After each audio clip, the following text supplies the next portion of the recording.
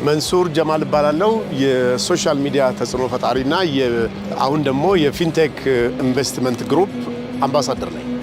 ሰራዊት ፍቅሬን ጨምሮ መንሱር ጀማል፣ ሰለሞን ቦጋለና ሌሎችም በፌዴራል ፖሊስ ቁጥጥር ስር ውለዋል። ታዲያ አንዳንድ ሰዎች እነሱ ማስታወቂያ መናገር ስራቸው ነው፣ ይሄን ስላደረጉ መታሰር አለባቸው ወይ የሚል ጥያቄ ያነሳሉ። አገልግል ለዚህ ጥያቄ ሕግ እየጠቀሰች መልስ ልትሰጥ መጥታለች። ከሁሉ በፊት ግን አንድ ጥያቄን ጠይቃችሁ መልሱን ያገኘ ይወደሳል። በሀገራችን የማስታወቂያ ሕግ መሰረት በሚዲያ ብሮድካስት ማስታወቂያ ሊነገርላቸው የማይችሉ አገልግሎቶች የትኞቹ ናቸው? ለምሳሌ ለጥንቆላ ማስታወቂያ ማስነገር በኢትዮጵያ ሕግ ክልክል ነው። ሌሎቹን እናንተ በኮሜንት መጻፊያው ላይ ይገምቱ። እኛ ወደ ዝርዝራችን እንለፍ። የማስታወቂያ አዋጅ ቁጥር 759/2012 ላይ ስለ አሳሳች ወይም ተገቢ ያልሆነ ማስታወቂያ በሚል ክፍል ስር እነዚህን ተላልፎ የተገኘ የማስታወቂያ ድርጅት ወይም ማስታወቂያ የሚያሰራጭ ግለሰብ በወንጀል እንደሚቀጣ ሕጉ ይደነግጋል። ስለዚህ ዝነኞቹ ምን አጠፉ ለሚል ጥያቄያችሁ ሕጋዊ መልስ ልንሰጣችሁ ነው። ቀጥሎ የሚቀርበውን ተንቀሳቃሽ ምስል ተመልከቱት።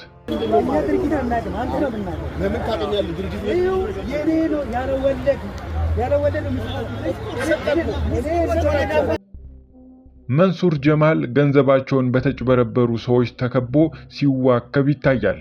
ከሰዎቹ መሃል አንዱ እኔ ድርጅቱን አላውቅም አንተን ነው የማውቅህ ይለዋል። የመንሱር መልስ ለምን እኔን ታውቀኛለህ የሚል ነበር። እወቁኝ አልከን እኮ ኢትዮጵያ ውስጥ ያለው ባለ ሀብት እኔ ነኝ። ወደ ጨረቃ መንኮራኩር ለመላክ ዝግጅት ላይ ነን። የግል ጄት ለመግዛት እየተዘጋጀው ነኝ። እወቁኝ። መቼም አለማወቅ ግንባር ላይ ቢለጠፍ እንደ መንሱር አይነት ሰዎች ደፍረው ከቤታቸው አይወጡም ነበር። ምክንያቱም የሀገሪቱ ሕግ እንዲህ ይላል። የማስታወቂያ አዋጅ ድንጋጌን በመተላለፍ የተሰራጨ ማስታወቂያ በማስታወቂያ አስነጋሪው፣ በማስታወቂያ ወኪሉ እና በማስታወቂያ አሰራጩ ፍቃድ እንደተሰራጨ ተቆጥሮ እንደ ኃላፊነታቸው መጠን በአንድነት ወይም በነጠላ ተጠያቂ ይሆናሉ። ይሄ እኛ ያወጣነው ወይ ተዋናዮቹን ለመክሰስ የፈጠርነው ማስረጃ አይደለም። ሀገሪቱ የምትተዳደርበት ሕግ ነው። ስለዚህ ሰዎቹ በተናጥልም በቡድንም የሚጠየቁበት የሕግ አሰራር በግልጽ አለ። አገልግልም በዛሬ ፕሮግራሟ ዝነኞቹ ስላላነበቡት ሕግ ከስር መሰረቱ እስከ ቅጣቱ አይነት አብጠርጥራ ታቀርብላችኋለች። ዝነኞቹ በፍርድ ቤት ምን ይጠብቃቸዋል? የሰሩት ወንጀል ምንድን ነው? በማስታወቂያ ስራ ወቅት የማስታወቂያ አስነጋሪው መብትና ግዴታዎች ምንድን ናቸው? አብራችሁን ቆዩንና ሁሉንም ስሙት። በመጀመሪያ ግን ይሄ መረጃ ለብዙ ተበዳይ ሰዎች ይጠቅማልና ቪዲዮውን ላይክ ያድርጉ፣ ቻናሉንም ሰብስክራይብ አድርገው ቤተሰባችን ይሁኑ። ይህ ስለ ማስታወቂያ የወጣ አዋጅ ነው። በአዋጁ መግቢያ ላይ እንዲህ ይላል። ማስታወቂያ ህብረተሰቡ በምርት ግብይት ወይም በአገልግሎት አሰጣጥ ረገድ በሚያደርጋቸው እንቅስቃሴዎች ላይ ተጽዕኖ በማሳደር ለአገሪቱ ኢኮኖሚያዊ፣ ማህበራዊና ፖለቲካዊ እድገት ከፍተኛ ሚና የሚጫወት በመሆኑ አገሪቱ በገበያ መር የኢኮኖሚ ስርዓት የምትመራ ከመሆኑ አንጻር ገበያው ጤናማ በሆነ ውድድር እንዲመራ በማድረግ ረገድ ማስታወቂያ ከፍተኛ አስተዋጽኦ የሚያደርግ በመሆኑ ማስታወቂያ በስርዓት ካልተመራ የህብረተሰቡን መብትና ጥቅም እንዲሁም የሀገርን ገጽታ ሊጎዳ የሚችል በመሆኑ የማስታወቂያ ወኪሎች፣ የማስታወቂያ አሰራጮችና የማስታወቂያ አስነጋሪዎችን መብትና ግዴታን በግልጽ መወሰን በማስፈለጉ በኢትዮጵያ ፌዴራላዊ ዲሞክራሲያዊ ሪፐብሊክ ሕገ መንግስት አንቀጽ 55(1) መሰረት የሚከተለው ታውጇል። አንዳንድ ለሀገር የሚጠቅም ለወገን የሚጠቅም አይዲያ ስለነበራቸው አብረን ብንሰራ ለኔም ትልቅ ነገር ነው በሚል ተስማምተን በዚህ አዋጅ ክፍል 1 ቁጥር 3 የተፈጻሚነት ወሰንን ይመለከታል። ይህ አዋጅ በሚከተሉት ላይ ተፈጻሚ ይሆናል ይላል። 1. በኢትዮጵያ ውስጥ በሚሰራ የማስታወቂያ ወኪል፣ የማስታወቂያ አሰራጭና የማስታወቂያ አስነጋሪ፣ በኢትዮጵያ ውስጥ በሚዘጋጅና በሚሰራጭ ማንኛውም ማስታወቂያ፣ በኢትዮጵያ ውስጥ በተቋቋመ ድርጅት ወይም በኢትዮጵያ ውስጥ በሚኖር ሰው አማካኝነት ኢትዮጵያ ውስጥ ወይም በውጭ ሀገር በተቋቋመ የኢንተርኔት ድረገጽ ላይ በሚሰራጭ ማስታወቂያ። አገር ውስጥ ለማሰራጨት ሲባል ወደ ኢትዮጵያ በሚገባና ዋነኛ ትኩረቱ በአገር ውስጥ ጉዳዮች ላይ በሆነ ማንኛውም የውጭ ሀገር ጋዜጣ ወይም መጽሔት አማካኝነት በሚሰራጭ ማስታወቂያና በሀገር ውስጥ ተዘጋጅቶ በውጭ ሀገር የብሮድካስት አገልግሎት ወደ ሀገር ውስጥ በሚሰራጭ ማስታወቂያ ላይ ሁሉ ሕጉ ተፈጻሚ ይሆናል። ስለዚህ እነ ሰራዊት ፍቅሬ ለፊንቴክ የሰሩት ማስታወቂያ እዚህ አዋጅ ውስጥ ይካተታል ማለት ነው። የዚህ አዋጅ ክፍል 3 ስለ ማስታወቂያ በጠቅላላው ይላል።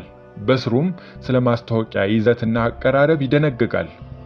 አንድ ማንኛውም ማስታወቂያ ማለትም ማንኛውም ሕግ ወይም መልካም ስነ ምግባር የማይጻረር አሳሳች ወይም ተገቢ ካልሆነ አገላለጽ ነፃ የሆነ የህብረተሰቡን ማህበራዊና ባህላዊ እሴት የሚያከብርና የሸማቹን ሕጋዊ ጥቅም የማይጎዳ የሚተዋወቀውን ምርት ወይም አገልግሎት እውነተኛ ባህሪ፣ ጥቅም፣ ጥራትና ሌላ መሰል መረጃዎችን የሚገልጽ የሌሎችን ሰዎች ምርት ወይም አገልግሎት የማያንቋሽሽ የአገርን ክብርና ጥቅም የሚጠብቅ እና የሙያ ስነ ምግባርን የሚያከብር ይዘትና አቀራረብ ያለው መሆን አለበት።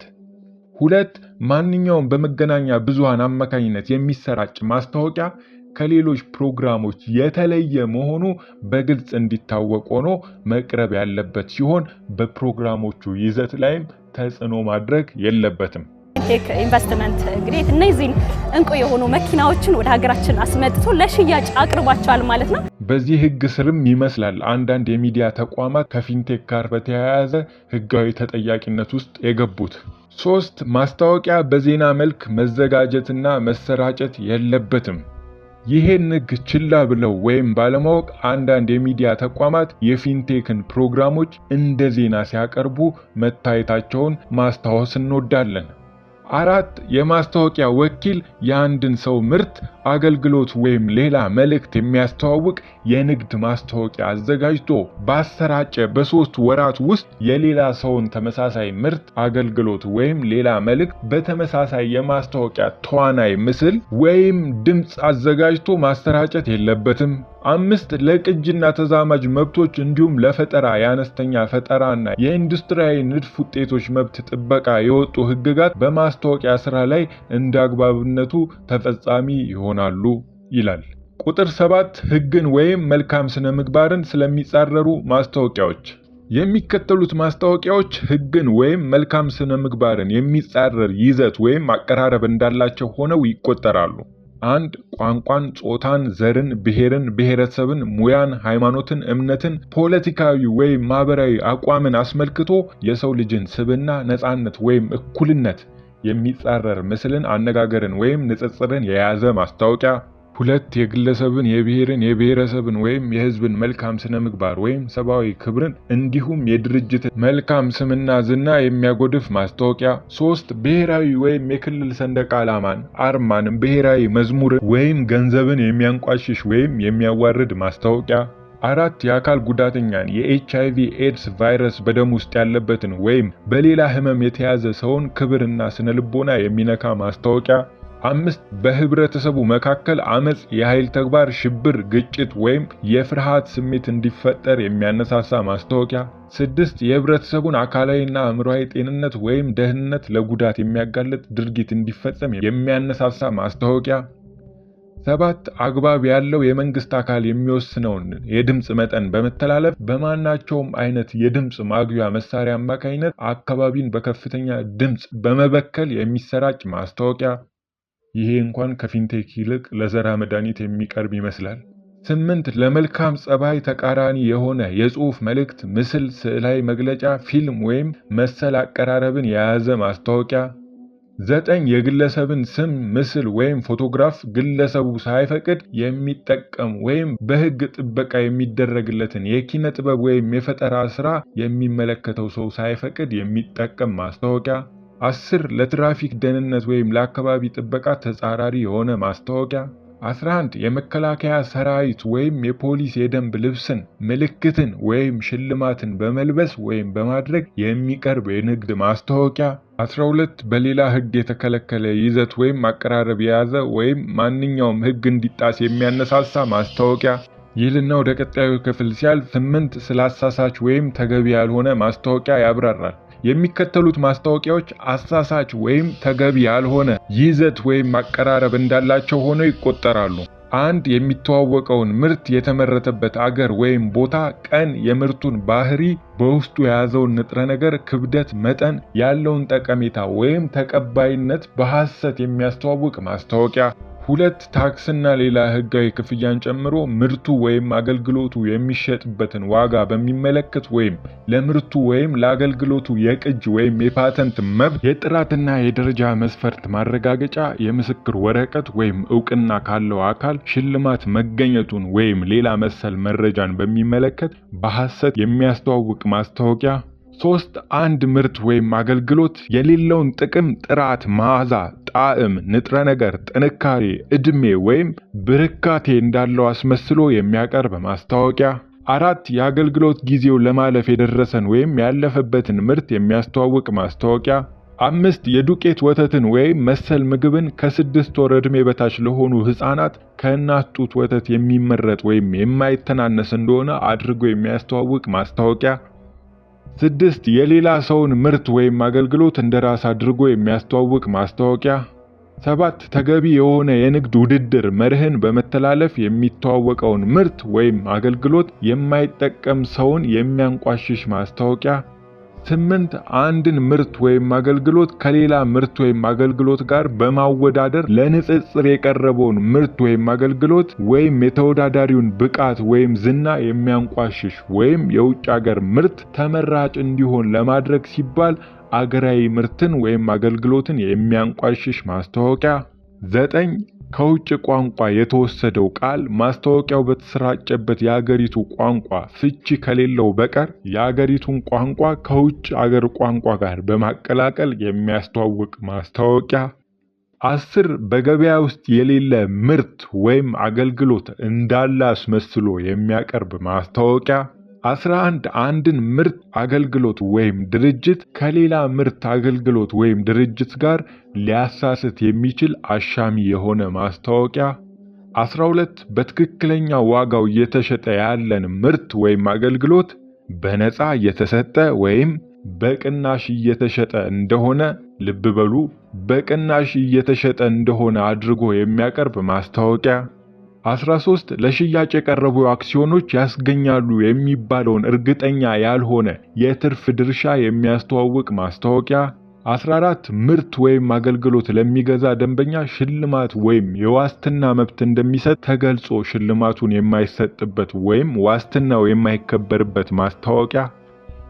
15 የምርምር ውጤትን ወይም ከሳይንሳዊ፣ ከቴክኒካዊ ወይም ከሌላ ህትመት የተወሰደ መግለጫን ወይም ጥቅስን ከሚተዋወቀው ምርት ወይም አገልግሎት ጋር ግንኙነት ሳይኖረው ግንኙነት እንዳለው አስመስሎ የሚያቀርብ ማስታወቂያ። 16 ሐሰተኛ ምስክርነትን የሚጠቀም ማስታወቂያ። ይሄም ከፊንቴክ ጋር የሚገናኝ ቀጥተኛ መመሪያ ነው። 17 በማስረጃ ሊረጋገጥ የማይችልን የመጀመሪያው ብቸኛው ለመጀመሪያ ጊዜ ከዚህ ቀደም ያልነበረ ወደር የሌለው የሚል ወይም መሰል የሆነ ማወዳደሪያን የያዘ ማስታወቂያ። 18 መሰል አሳሳች ወይም ተገቢ ያልሆነ ይዘት ወይም አቀራረብ ያለው ማንኛውም ሌላ ማስታወቂያ። እነዚህ በሕግ እንደሚያስቀጡ መመሪያው ያስቀምጣል።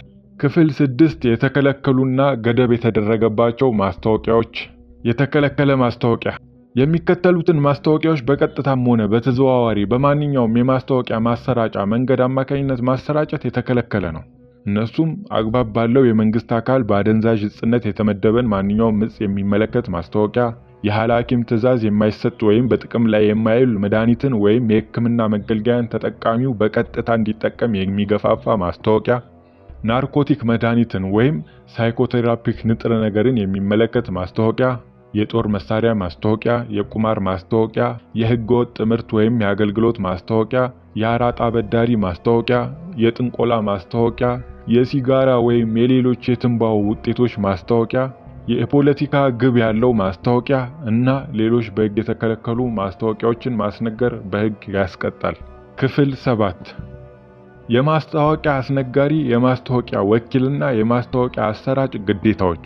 መረጃን ስለማረጋገጥ አንድ ማንኛውም የማስታወቂያ ወኪል ወይም አሰራጭ በማስታወቂያ እንዲሰራጭ በማስታወቂያ አስነጋሪ የቀረበለትን መረጃ ትክክለኛነት የማረጋገጥ እና ማስታወቂያው በቀረበው መልኩ ቢሰራጭ ሕግን የመተላለፍ ውጤት የሚያስከትል ከሆነ ይህንኑ እንዲያስተካክል ለማስታወቂያ አስነጋሪው የማሳወቅ ግዴታ አለበት።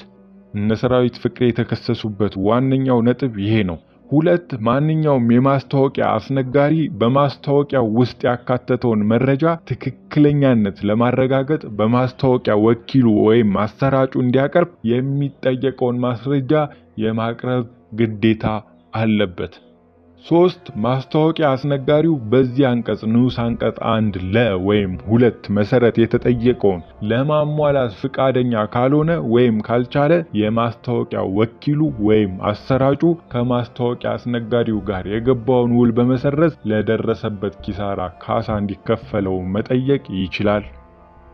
በመጨረሻም የማስታወቂያ አስነጋሪ፣ የማስታወቂያ ወኪልና የማስታወቂያ አሰራጭ ኃላፊነቶች። ተቃራኒ ማስረጃ ካልቀረበ በስተቀር የዚህ አዋጅ ድንጋጌን በመተላለፍ የተሰራጨ ማስታወቂያ በማስታወቂያ አስነጋሪው፣ በማስታወቂያ ወኪሉና በማስታወቂያ አሰራጩ ፍቃድ እንደተሰራጨ ተቆጥሮ እንደ ኃላፊነታቸው መጠን በአንድነት ወይም በነጠላ ተጠያቂ ይሆናሉ ሲል መመሪያው ይደነግጋል። ውድ የአዲስ አገልግል ቤተኞች እነዚህን ከላይ የተጠቀሱ ሕጎች ተላልፎ የተገኘ የማስታወቂያ ድርጅት ወይም ማሰራጭ መጠናቸው በሚለያይ የተለያዩ ቅጣቶች ይቀጣል። የቅጣቱ መጠን ትንሹ ከ10,000 ብር የሚጀምር ሲሆን እስከ ከፍተኛ የገንዘብ ቅጣት ይሄዳል። በተረፈ የሕግ ጥሰቱ ሌሎች ወንጀሎችን የሚያካትት ሆኖ ከተገኘ የማስታወቂያ አሰራጩ ተጨማሪ የወንጀል ቅጣቶችም ሊጣሉበት ይችላሉ።